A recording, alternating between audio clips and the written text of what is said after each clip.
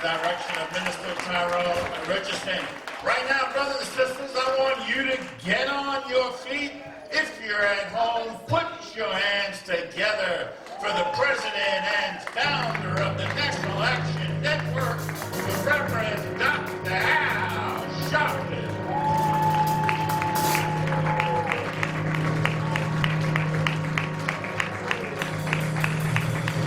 No justice, no peace.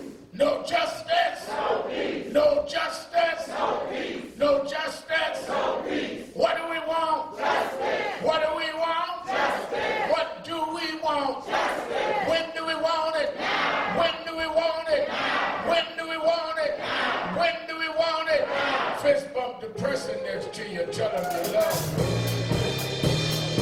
Never give up and never give in. Change will come. We take down the wind. Troubles and trials, for that moment. God on that side, let me go cry. Oh, Lord, let me go. Better day is coming, and no place to go. Change will come. Change will come. Change will come.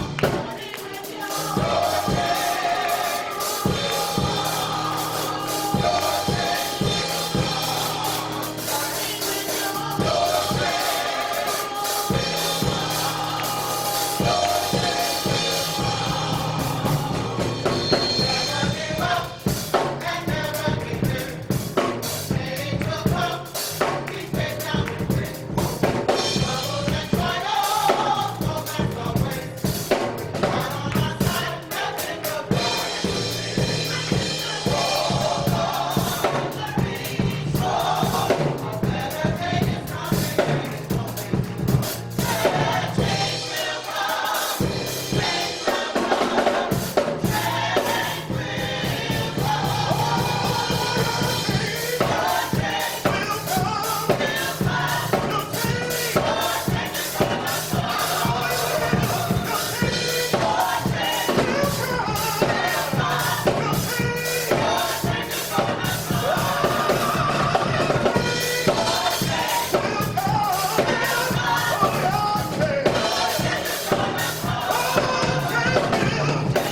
with you.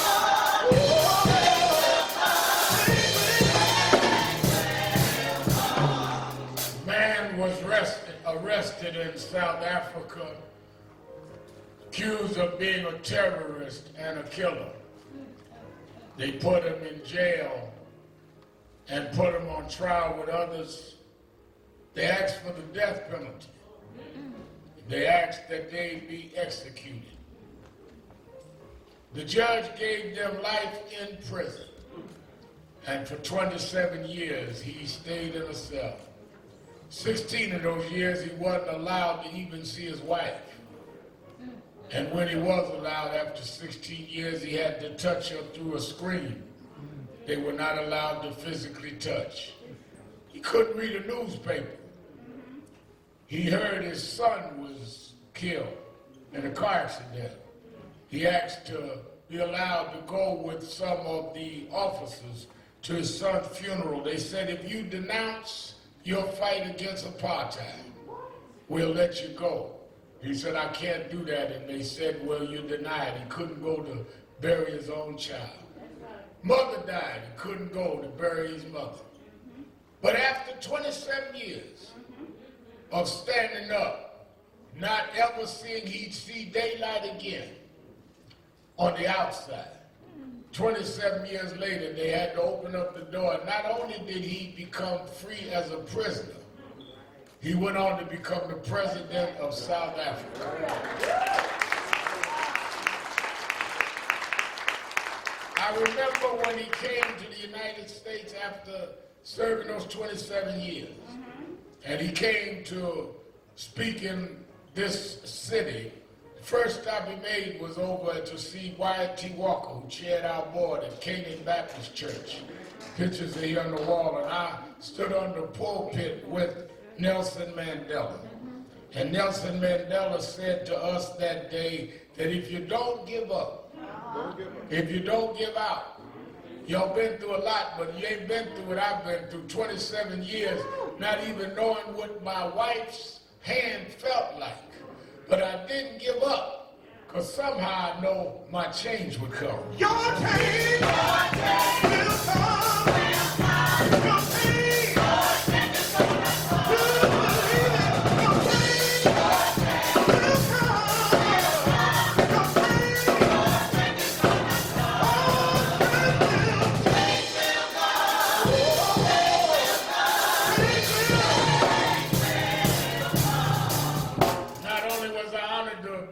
Nelson Mandela, I was honored to have a close relationship with Mrs. Coretta Scott King.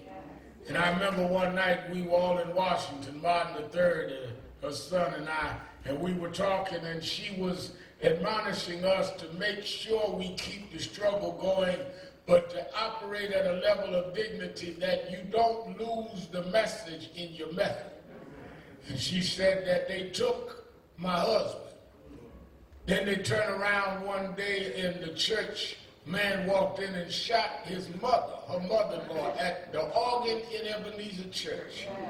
She said, I've had to bury some of my loved ones and sometimes had my pillow wet with tears, but I never believed that God would not bring us through.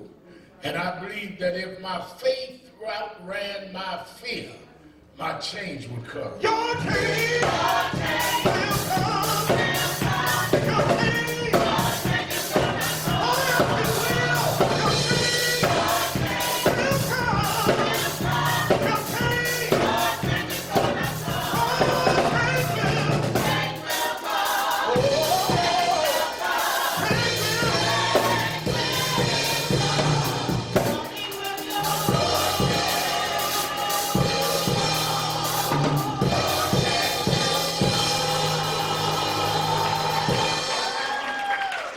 National Action Network Change Ensemble.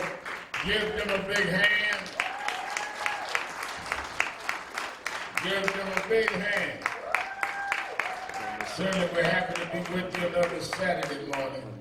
Saturday Action Rally for you that are here at the House of Justice, 106 West 145th Street in the village of Harlem. And for you that are listening live on 1190 WLIB AM in New York, and for you that are watching us live on various platforms around the country, we are happy to be with you to give our report on our action on the other Saturday morning. Give a hand to our presider, Attorney Michael Hardy, our musical director, Minister Tyrone Richardson. Give the drummer some, young brother Garland. I see Brother Garland didn't take Tyrone to get his hair done. Tyrone got a hat on today.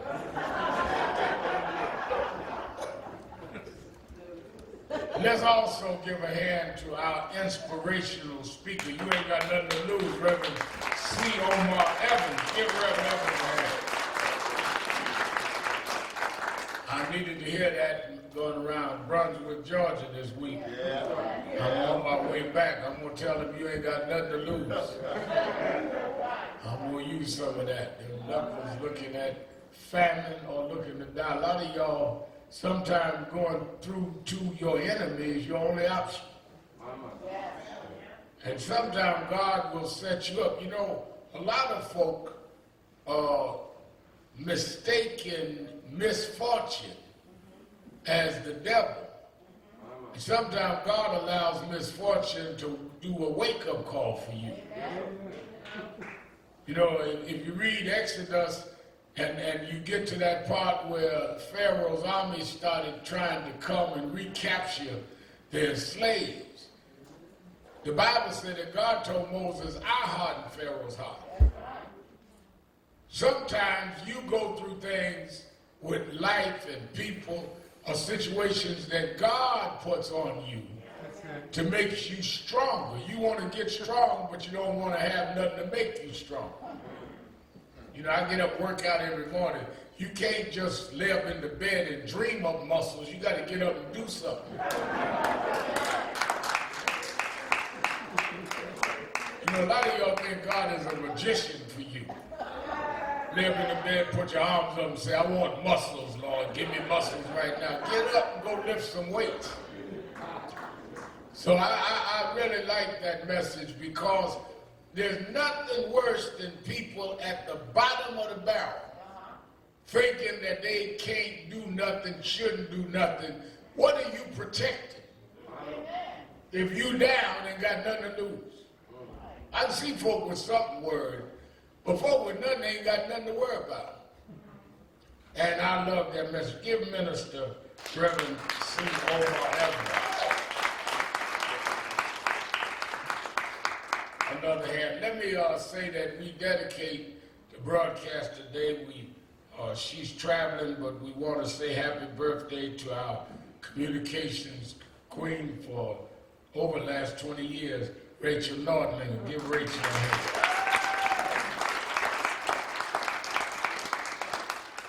And as I was listening to our reports this morning, let me be real clear. I got back from Georgia, and I'm going to get to that in a minute. And had to stop in Cincinnati and speak. And when I got back, there was this controversy. The media likes to blow things up.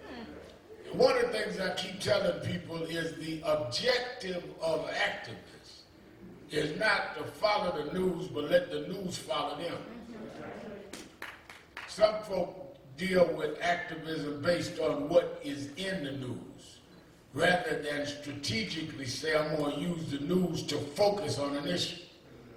So they want to have this thing. I landed in the airport, and they want to have this thing, or somebody said something about Eric Adams, if he does this, this going to happen and all that. Let me tell you, I don't know who said what, don't know the people involved. I know Eric. The issue is not whether there's going to be bloodshed. Let's deal with the issue. I'm glad the young man said, don't get into a circus, deal with the issue. The issue is there is already bloodshed. We are dealing with crime every night, every day. They are doing statistics every weekend on shootings and killings like they're giving sports results. Yankees won, Mets lost, 20 Negroes shot each other in Brooklyn. Just like that. And when you become so neutralized, so numb, that's a better word, that people dying don't matter to you unless they die a certain way, then you are no longer enough or have enough sensitivity to deal with what you're dealing with. Part of self-hate, part of what we was trained into slavery and was passed down through generations is the normalizing of savagery. So we get whipped or we die, and we were normalized. Just step over another enslaved person's body. That's just the way it is. And we must break that cycle in our contemporary setting. That is not the way human beings are supposed to live.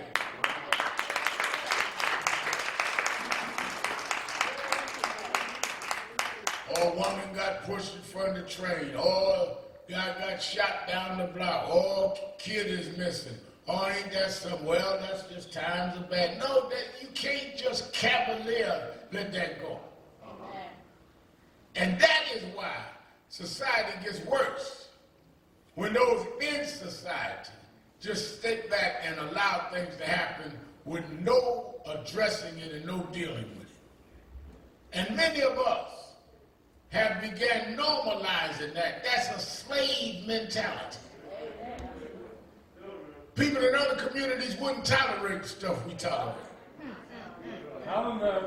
They would not live under those conditions. The question is, why do we? Because we've been given a slave mentality. What the slaves had to eat, the master wouldn't tolerate on his table.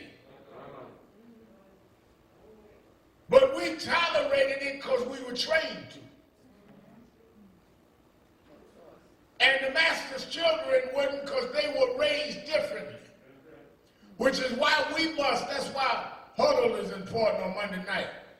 We must raise our children differently than a slave mentality.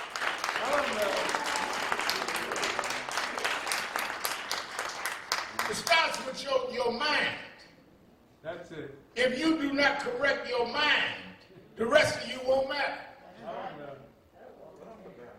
Guy asked me the other day on the plane, Reverend Al, I see you on Instagram and you work out every morning. Why do you work out every morning? I said, because I want to be in shape.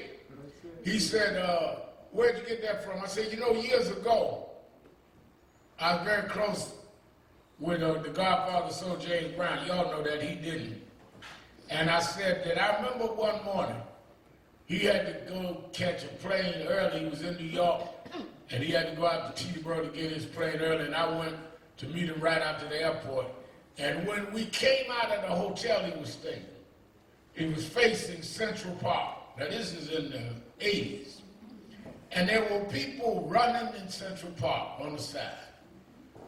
And Miss Brown stopped me and said, "You see that, Reverend?" I said, "Yeah." He said, "Those are rich white folks jogging in the morning." I said, "Yeah." He said, "You don't see that in our community." I said, "Why?" I said, "That's true." I said, "Why?" He said, "Because they feel that they want to live as long as they can because they feel like they have something to live for." We eat the worst, exercise the least, because we feel we have nothing to live for. We must teach our children to be top-notch because they have something to live for. One of the worst things in the world is instilling children you were born to die. No, you were born to live till you die. I meet folk in the church, Reverend Evans, that just live their funeral every day. Well, made it another day's journey. But one day I'm going to see the Lord, he'll say, "Well done." What you going to do it today?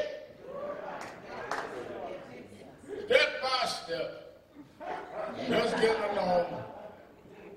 And don't call them, they get you depressed. I had an aunt, I would never call her. She ruined my whole day. I called this for cell phones. I called her, she answered for it. How you doing? "Oh, God. I'm so glad you called. I barely get out of the bed. My right knee about to, oh, God. And then my left hip, oh, Jesus.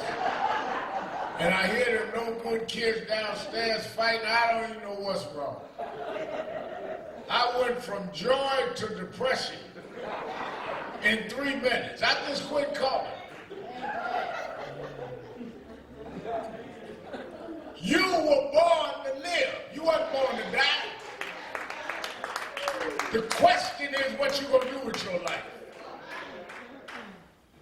And the question is why you were born and given life. And if you discover that and work at that, you will be fulfilled.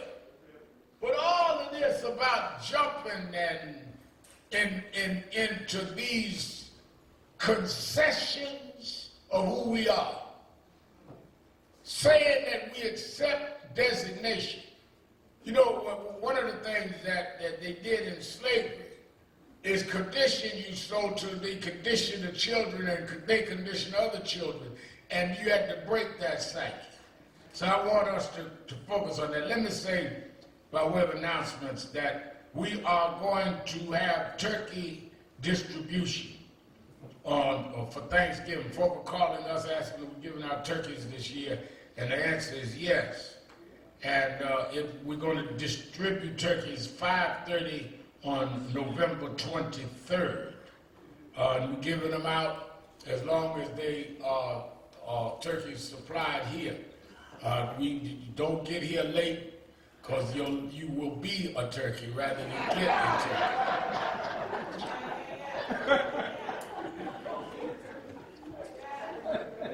5:30 on the 23rd, and then on Thanksgiving Day, 2 days later, the 25th, as we do every year, we're going to have hot meals here. I have Thanksgiving dinner here at the House of Justice for those that are houseless. I don't call them homeless, because many of you got big houses with no home in them, don't even speak to each other.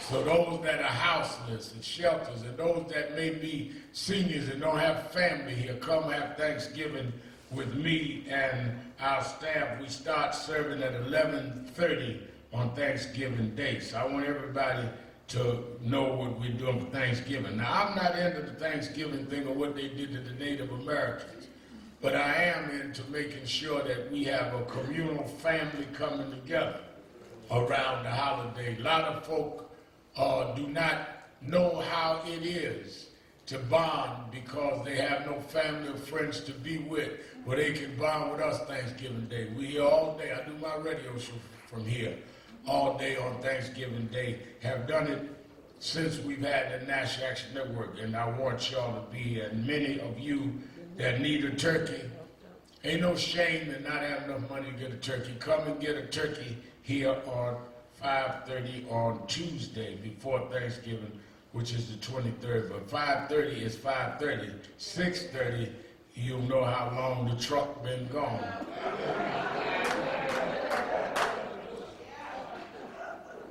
Now, let me say this, and our coordinator for New York City, Katrina Jefferson, give her a hand.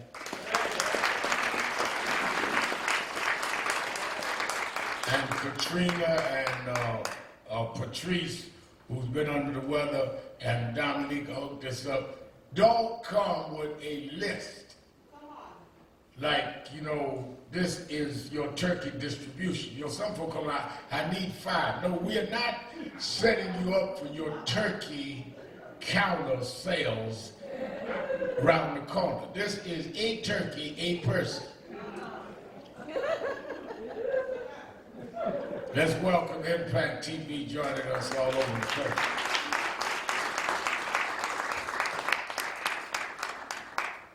Let me say this week has been an interesting and I think revealing week. First of all, when you see the Rittenhouse trial in Kenosha, Wisconsin, it shows you what we deal with in the criminal justice system, why National Action Network came into existence 30 years ago, and why, many of these issues were not considered issues to deal with. And that is why we came into being. A lot of people running the stuff now were shunning us for even dealing with these issues. I mean, guys, we're dealing with corporate issues. We're dealing with high political issues. Let Sharpton and them do that. Well, we did. And we do, which is why folk call us to come, because they know that this is what we do. And I can deal with the corporate stuff too. Now, when we look at the Rittenhouse trial, you ever had Lloyd Douglas, head of the Harlem Chamber of Commerce, and Lloyd Williams. I'm going back in my mind. Lloyd Douglas is the other Lloyd. Lloyd Williams, who heads Harlem Chamber of Commerce. And one of the things that's interesting to me, Attorney Hardy and I was talking about that the other day. People get these fixations, and I haven't lost my place. I know I'm talking about Rittenhouse, so I don't want Ashley thinking I'm getting senile and forgot where I was. I'm coming back to Rittenhouse. But Hardy and I were talking the other day about how people look at people that achieve things, and all of a sudden they think that they're no longer authentic. There's not grassroots. So Lloyd, who was Malcolm X's godson, is Malcolm's godson, built Harlem Chamber now, where it has certain real estate investments and has certain holdings all over Harlem, hold the biggest Harlem event of the year, Harlem Week. Well, that's not grassroots. No, that's making some grass grow in the grassroots. Y'all fall in love with the dirt rather than cultivating it to grow something. And then some guy did nothing, jumps up and calls himself grassroots, and cause they yell loud and y'all get intimidated. And don't know where they rooted from, what they growing. I don't want no grassroots that ain't gonna grow no grass. Difference between dirt and grassroots. First word of grassroots is grass. Hello. Show me what you growing. Otherwise you just dirty.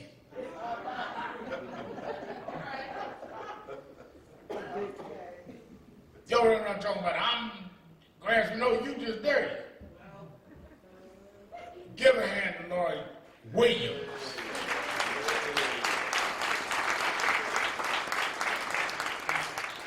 In the Rittenhouse trial, we see the judge start the trial by saying that you cannot call the victims victims.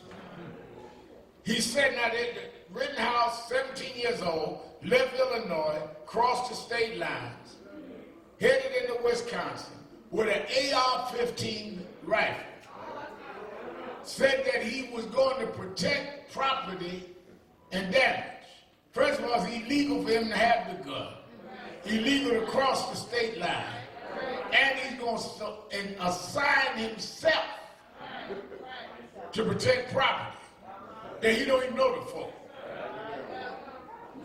Because their protests going in Kenosha because the police answering a call of domestic dispute shot a young man in the back 7 times on video. Jacob Blake Jr. We know the case, got involved in the case, helped the family. Father and I talked, in fact, I'm doing a virtual rally with him today. Mr. Judge said, don't call them victims. Well, if they were shot and killed, and the killer was indicted, and Rittenhouse wouldn't be in court if he wasn't indicted, then what do you call them if they're not victims? But the psychological message he's giving is he's trying to plant into the jury that they're not victims, and therefore if the jury does not feel subliminally they are victims, then subliminally they're being told, do not convict this young man of doing something because they are really not victims.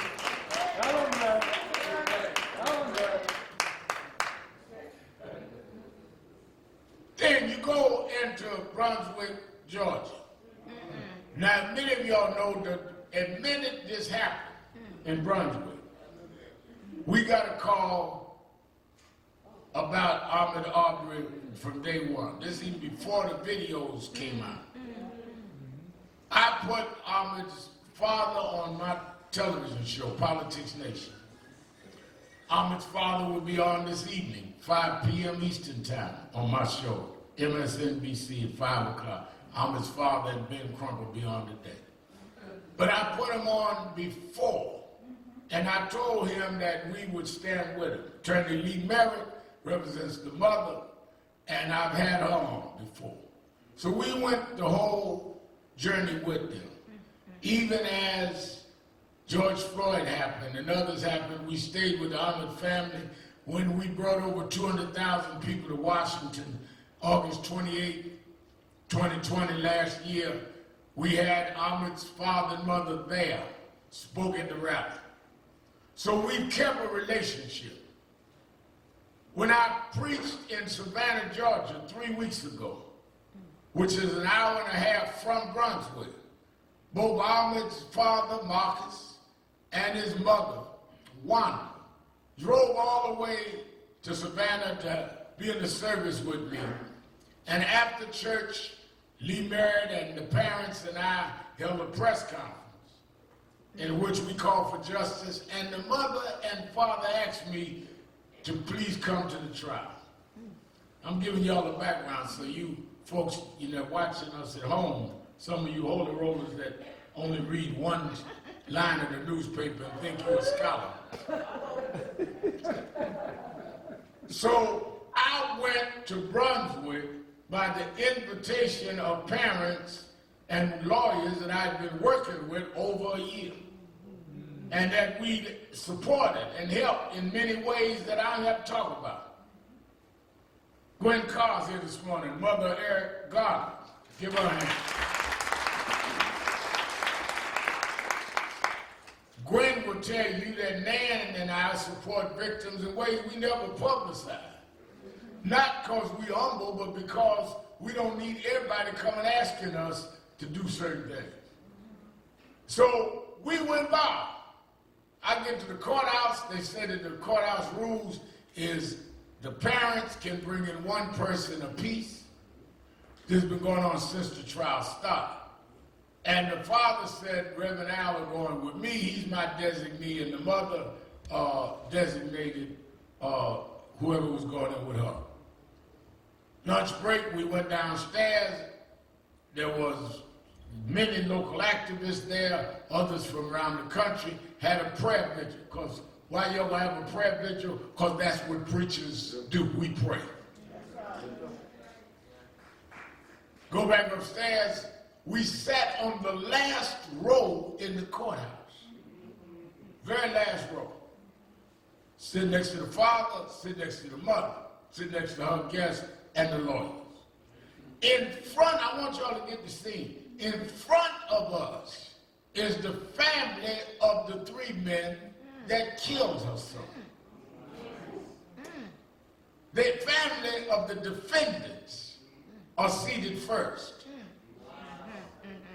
And there are three different families. Now, I don't know if they get one apiece or not, but there's three of them families. So if the mother and father of each of them, they have a larger group than the Arbery's do. Let's put it that way. Then in front of the family is, of course, the defendant's table and the prosecutor's table. The mother and father have to sit there every day and watch the videos and hear the testimony of the killing of their son, looking in the courtroom at the ones that killed him. I want you to think about that now. You're looking at who killed your child in real time, just a few feet from you. And his family sitting closer to you. And you're going to question why you need a minister to help you to be consoled and strong through that. That's why I started with, when they can make you less than human, then you don't need none of that because you are less than an animal. And you just suppose that it's just a natural thing to kill your boy. It's a normal thing. No, these are human beings who suffered the loss of their child. They got to sit there and relive this every day. And you've got the audacity to ask who's coming to court with you rather than why do you have to be in court in the first place? If you had not lynched my son, I wouldn't be sitting here. So I sat there in the courtroom with them for several hours. Then went on the airport and flew on to Cincinnati. Now, I've been going to courtrooms for decades. I was in the courtroom in '99 every day in Albany, New York, with Ahmaud Diallo's mother, Kadiato. Yes. Every day we drive up, drive back, 3 hours each way.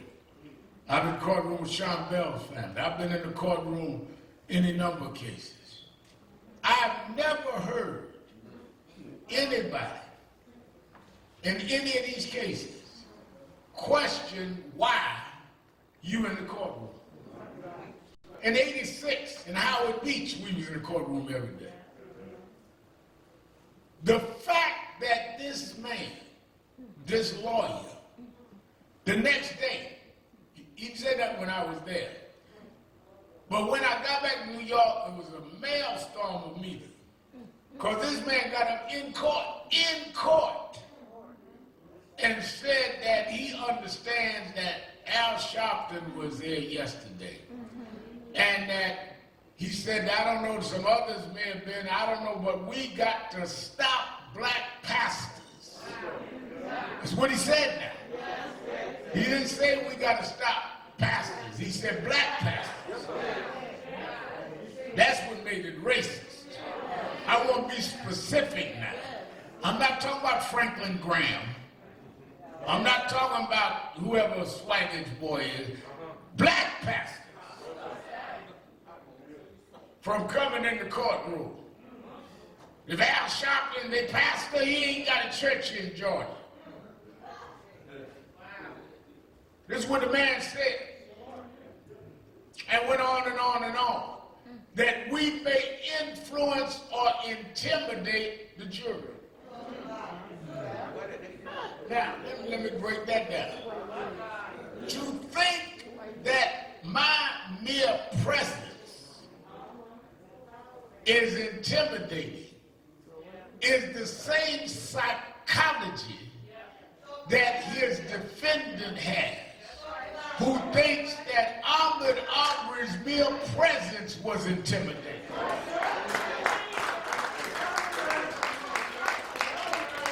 In many ways, his statement is what the whole case is about. Ahmaud Arbery did nothing but stopped and looked at some place they building. They building all over Harvard. I may stop and look. You may stop and look. What is this? Wonder what they're doing here. But to them, it is intimidating because a black man, don't let it be a young black man, to be looking around, he must be getting ready to do something. So when they do call 2 weeks before the 911, the dispatcher says, it's all on the tape, say there's a colored man, he's looking around here. Tell me what he's doing wrong. The assumption is that if he colored, he must be doing something. Hello, man. Then you go from that to the day they chase him. They say in their own statement to the police that we trapped him like a rat.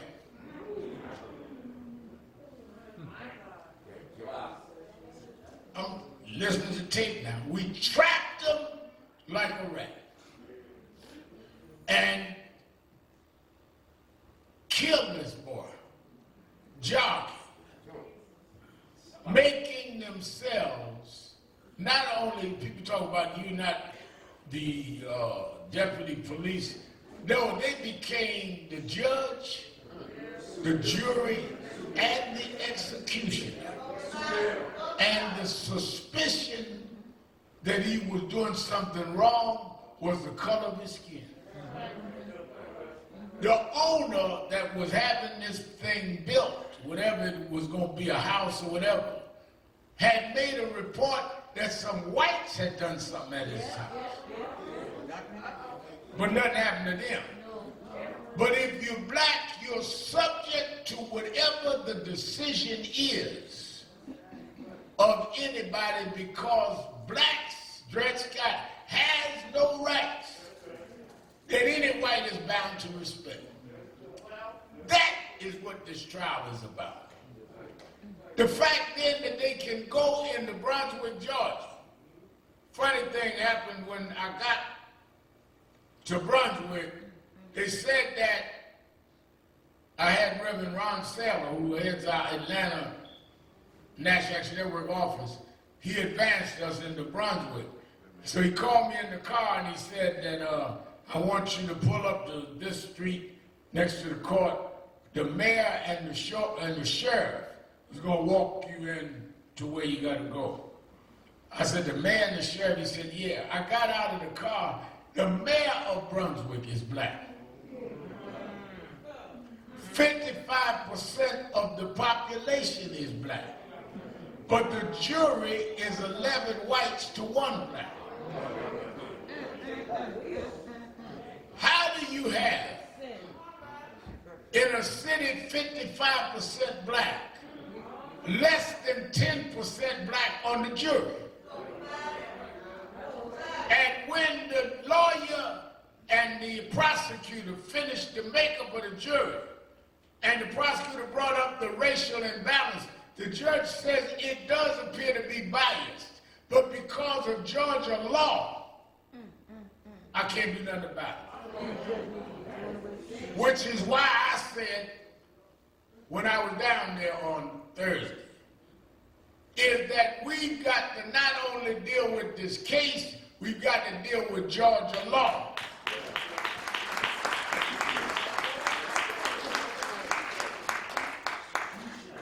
That's why it is important to preserve our right to vote, because we got to put people in law as lawmakers that will change laws. Now, we going inside. The mayor and the sheriff walk me in, get with the parents, do what we do. The reality is that, Rev. Evans, there is always a seed of right, even when somebody is most wrong. You got, you know, my mother used to tell me, you got to find good in every situation. And there's a lesson, even in bad situations. Fact of the matter is that you need to ask yourself, why this lawyer said that he wanted to ban black pastors.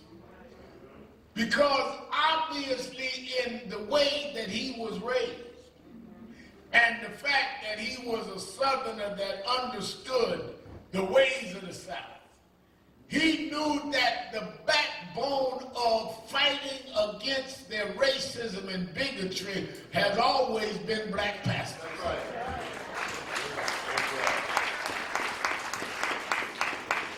He wasn't concerned about whoever else was coming in there with the family all them days. This wasn't the first day of the trial. But if y'all start rolling in them black pastors, if y'all start rolling in black pastors, the difference there is they come from black institutions that are controlled by black dollars, and they will inspire folks to stand up. They will give strength to the family. Y'all will have some, if Phoenix is right, about some Reverend Nat Turners up in here. I don't want them here. Sad part about it, Gwen Carr, is they understand the black pastors better than the black pastors understand themselves.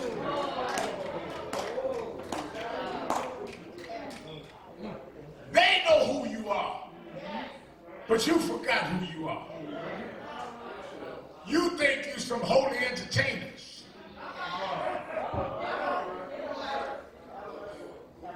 You think you're there to just entertain your congregants, to give them a little thrill, little boost, like having a drink or taking some drugs.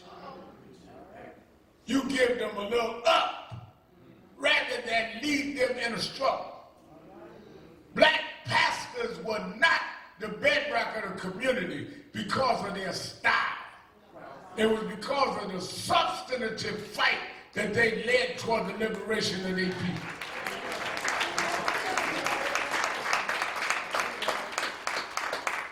All through the Bible, God used ministers and never told us they stopped. You hang around preachers, most of their conversations about style. You heard so-and-so, Reverend Al? Yeah, can he preach? Can he pull it? Can he hoop? I say whether he can pull it, hoop, or not, is he saying something? Why master hooping nonsense? I mean, just good at delivering nothing. I remember I told a story a year or two ago here. Remember, there was this preacher they had at the ministers' conference. And he ran out of content. That's the only way I can put it.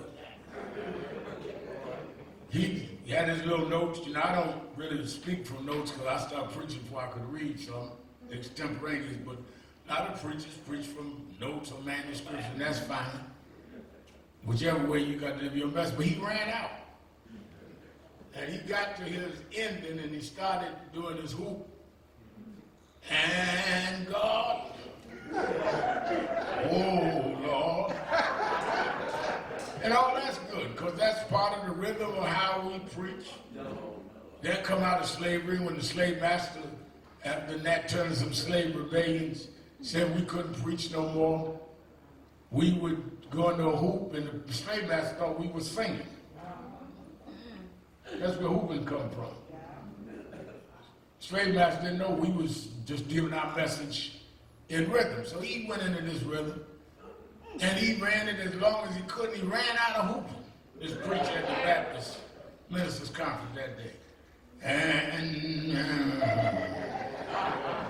oh God. And everybody up preach, brother, he ain't saying nothing. Yeah, Lord. Yes, brother.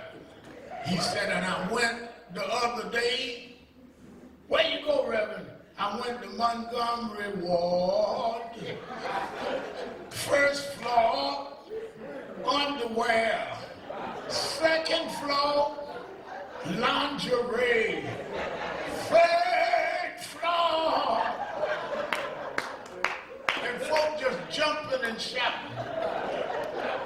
And this guy preaching the directory at Montgomery Ward.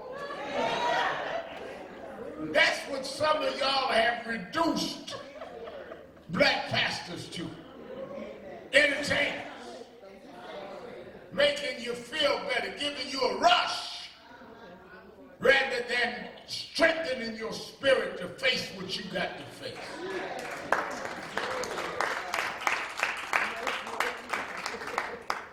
That's why I'm glad that I was trained by real black pastors. Like Frederick Douglass Washington and William Augustus Jones, that said that you're to speak to the ages, to lift people up to where they're supposed to be. Don't entertain them. Enlighten them. Inspire them. Otherwise, what are you standing up there for?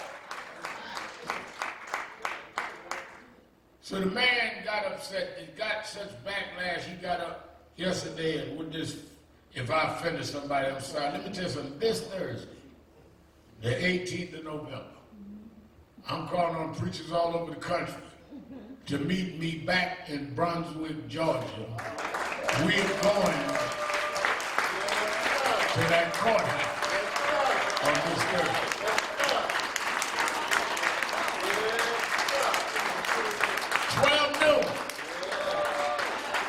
12 noon at Brunswick Courthouse. And the family's going to be there. Everybody can't go in the courthouse, but we can all stand there and let them see black preachers are not going to be insulted or marginalized. I've talked to Reverend Jamal Bryant, who's coming with a contingent. I talked to Bishop Reginald Jackson, AME Church Bishop. We're coming from everywhere Thursday, a National Black Pastors Day.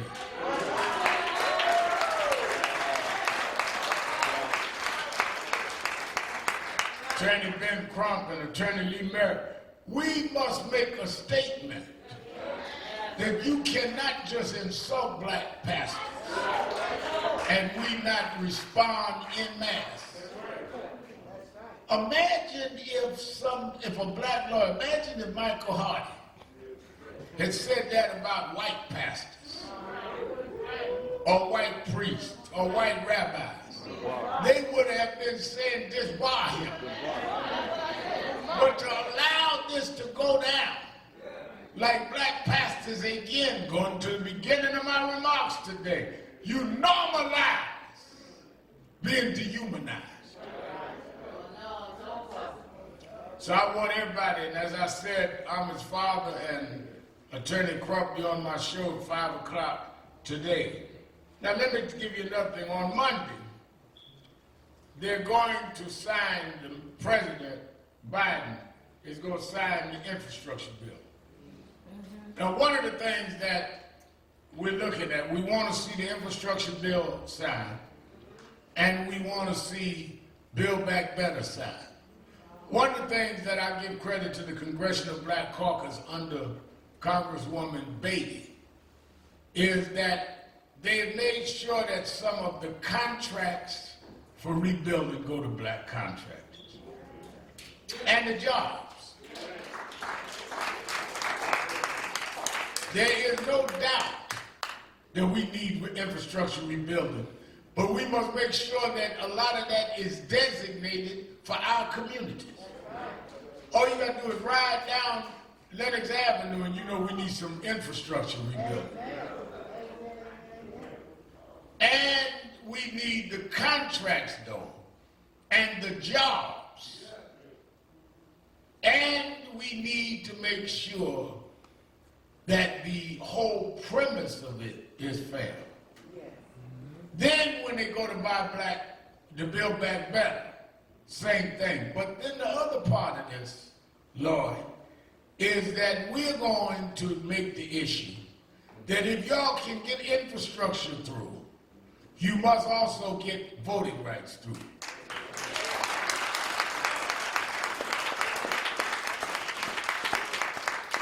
It is not one or the other, it's one and. That's why we're going to be up there with Biden getting this. Let me tell you something. When you look at this whole period that we're in, I want y'all to understand this and I'll let you go. In 1877, there was what they called the Tilden-Hayes Compromise. Mandela was with me before I got there. There was an election in 1866. In 1866, I got the year right, Hardy, right? Oh, yeah. I'm just making, I always check with him because I go back in his time. 1866.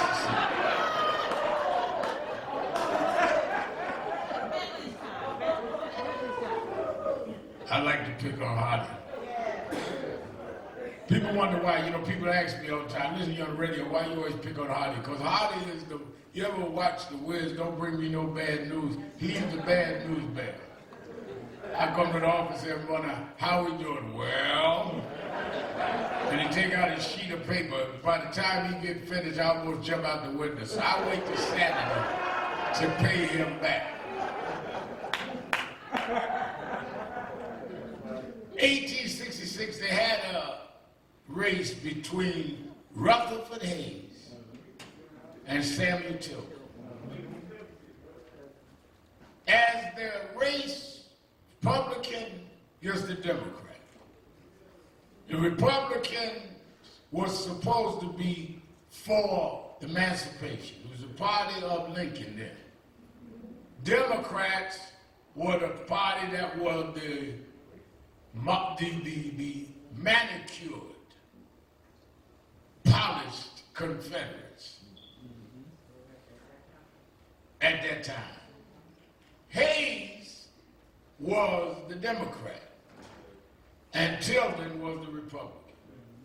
1866. It went so close that Hayes got 1 vote more than Tilden in the Electoral Commission at the time.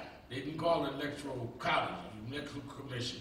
He had 185 votes, and Tilden had 184. They were trying to figure out how they could secure the race because Tilden had more popular votes than Hayes. And they made the deal of 1877. You know what the deal was? The Tilden-Hayes Compromise, 1877. the deal was that if you give us the votes in South Carolina, Florida, and Louisiana, we will remove the federal troops that are there protecting Reconstruction. All right. And when they made the deal was on us because the troops was there to protect our rights to vote and our right to everything that whites had since slavery was over. When they made the deal in 1877 to remove the troops, that's when the Ku Klux Klan and the White Citizens Council and others were formed, because they knew there was nobody there to protect us against white racist terrorism. And that ended the first era of Reconstruction. Fast forward from 1877 to 1960s. We got the Civil Rights Act in 64, where after 9 years after the Montgomery bus boycott, after sit-ins by CORE, Congress of Racial Equality, by the SNCC, Student Nonviolent Committee, doing the freedom rides in the buses, John Lewis and others. All of that with Dr. King and the boycotts led to the 64 voting Civil Rights Act. Martin Luther King, leading the nonviolent movement, was awarded the Nobel Peace Prize. Went to Sweden to get the prize. When he came back, stopped in Washington to be congratulated by the President of the United States, Lyndon Baines Johnson. Johnson congratulated him, and Dr. King, according to Andrew Young, said, Mr. President, I'm glad you congratulated me about the prize. But I need to ask you something. They are still blocking our right to vote. And we need a voting rights bill to protect us. Protect us from what? Asking crazy stuff. You got the right to vote, but tell me how many jelly beans in that jar. Right. You got the right to vote, but tell me the 6th President of the United States mother-in-law's name. You need to protect us from that. We need a voting rights bill. Johnson said, Dr. King, I admire you, I respect you, and have you at the White House, Nobel Prize winner. But I use all of the political capital I have to get the Civil Rights Bill through. I don't have the power to come back a year later and get a voting bill through. And King kept pushing and Johnson kept pushing back. Finally, when they left, Andrew Young said when they got outside the White House, Andrew said he looked at Dr. King and said, what are we going to do now? Did you hear what the president said? He said he doesn't have no power to do this.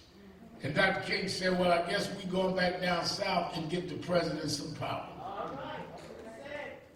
And that's when they went to Selma. And that's when Jimmy Lee Jackson was killed. And that's when they marched and created the climate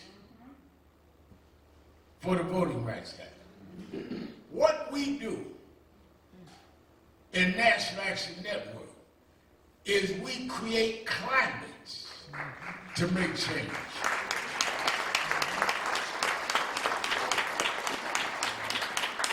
Martin Luther King said there are two types of leaders. There are thermostats and there are thermometers. Thermometer tell you it's 70 degrees in the room. Thermostat changes the temperature in the room. We are thermostats. We change the temperature. They were doing racial profiling in New Jersey. We went out there with the New Jersey Fort and turned the heat up, and now there are laws against racial profiling. They choked Eric Gardner to death. We got with Gwen Cardinal and stayed on it. There's a state law now against chokehold. We turned the temperature up. So we are not one of these agencies that can say we do this, that, and the other. We have crisis department here. We try to serve as much as we can, and we do that. We have legal night, giving the legal advice we can. We have youth on Monday night. We do all of that. But our overall mission is changing social temperature to create areas of law. That's why we're not funded by the federal, state, or city government. We raise our money private because we don't fit the metrics of social service. We fit the climate of social change. There's a difference between social service and social change. We are now looking at 2013, where they took the map out of the Voting Rights Act. 65, they went and got the presidents of power. They got the Voting Rights Act through, and Johnson didn't even think he could get it through. And in the Voting Rights Act, they said these states are known to abuse the voting rights of people. You can't make any changes in them states without clearing them in Washington at the Justice Department. And it was Georgia, and it was South Carolina, and it was including 2 counties in New York. But in 2013, they had a hearing in the Supreme Court. And in that hearing, Attorney Hardy and I was in the courtroom for the oral arguments. In that hearing, Justice Scalia said that this sounds like, the Voting Rights Act sounds like a racial entitlement. Right. And they came back, and they didn't overturn the Voting Rights Act. They took out Section 4, which meant that you no longer had the map. They said the map was outdated. That was 65. This is 2013. Give us a new map. And from 2013 to 2021, the Congress has never given a new map on where they cannot make changes without clearing them in Washington. What we're fighting for, what 50,000 of us marched for this past August, is that they must pass the Voting Rights Act of now to restore the map, because in effect what they have done with that case that the Supreme Court heard in 2013, it was Holder, Shelby versus Holder, is what they did with the Tilden-Hayes Compromise. It is the ending of the second Reconstruction. Where you are now, if you do not get the voting rights passed in the Senate, if we cannot turn the filibuster around or do the carve-out, it will be impediments all over the country. There are already 300 laws that they proposed to change election law. It will be back to Tilden-Hayes. And you will start losing public officials. You will start losing at the polls because your rights to vote will be disenfranchised, and there'll be impediments there for you to vote, and you won't have the turnout you had last year because people will not be able to get past the rules they've changed. That's why voting is so important. We're looking at the end of the second Reconstruction from the 60s till now. And that's why you can't let Manchin and Sinema stand in the way. And that's why when we look at Biden signing this thing on infrastructure, which is important, don't forget Biden, who put the pen in your hand to sign it.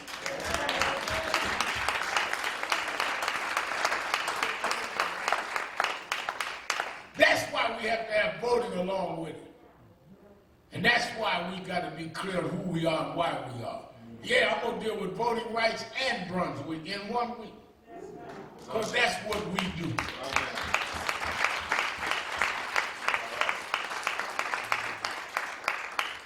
That's why it is important that as we move in these fights, and we understand what we're fighting for, you cannot fight based on how you feel. You got to fight on why you live. Guy said to me coming through LaGuardia, I'm running to get in the car. He said, Reverend, I just saw your TV in Brunswick, and now you're getting off a plane from Cincinnati. I heard you got a new book coming out. I got your first 3 or 4 books, and I hear you on radio and TV. Don't you get tired? I said, tired is not an option. I don't know. When my great-grandfather was a slave in Edgefield, South Carolina, and he had to pick cotton, nobody asked him, was he tired that day? Blazing sun beat down on his head. Nobody asked him, was it too hot out there? When we were slaves, we had to work and deliver for the masters, whether we were tired or rested, whether it was hot or raining, we had to work and get the work done. Well, if I can work for the oppressor and not get tired of working for the oppressor, I can work to be free. I can work for liberation. I can work to break the chains of my will.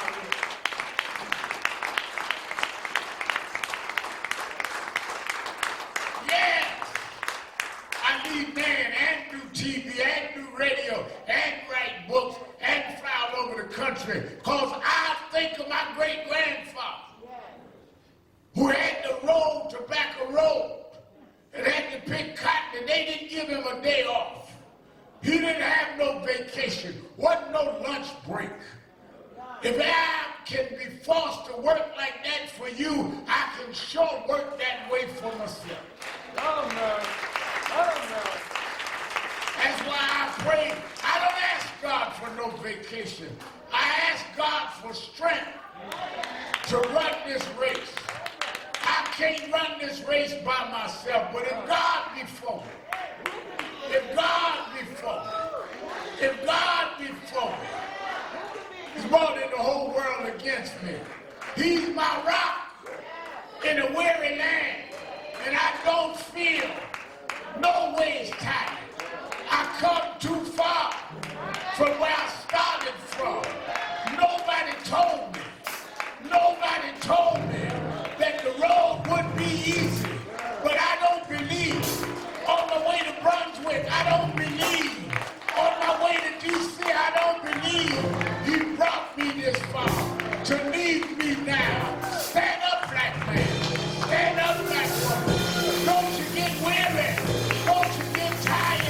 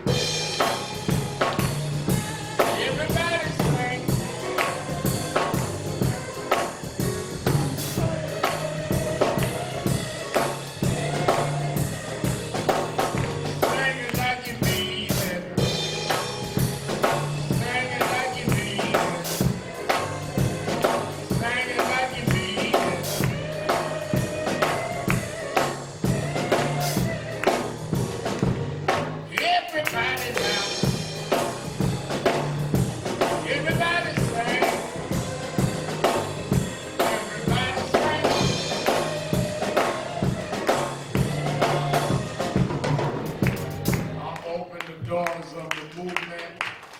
There may be someone here today that never joined the National Action Network.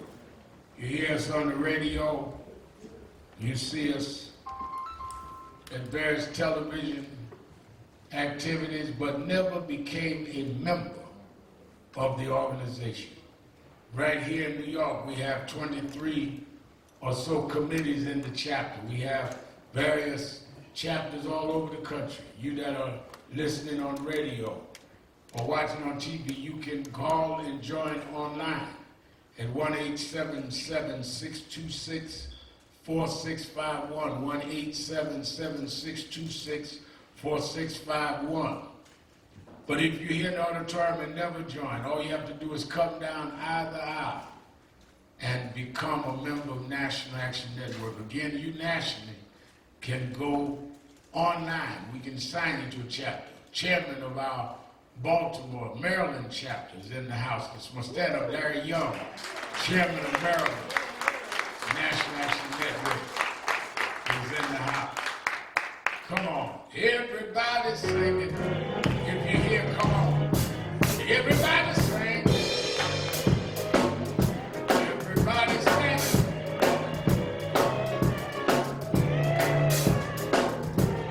Sing it like you mean it. Sing it like you mean it. Sing it like you mean it.